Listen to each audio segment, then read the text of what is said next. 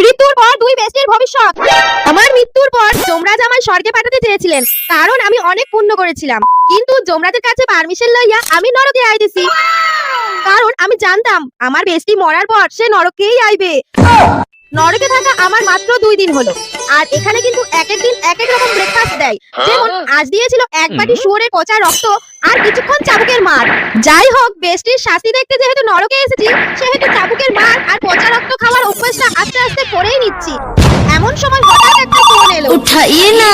Hello hello বেস্টি, বল বল বল। Hello, আজ আমি মারা গেছি। যমরাজ মনে হয় তোর মতো আমায় স্বর্গে পাঠাবে না রে। আমি যা পাপ করেছি এতগুলো বয়ফ্রেন্ডকে ঠকিয়ে।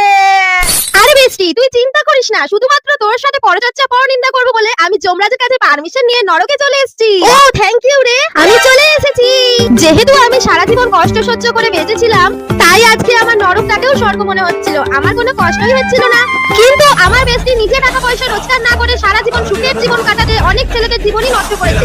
তাই নরকে এসে আজ ও ভালো মতোই শাস্তি পাচ্ছে। যেমন আমি আজ খুবই মজা নিচ্ছি, ওকে আগে গরম তেলে ডোবানো হচ্ছে।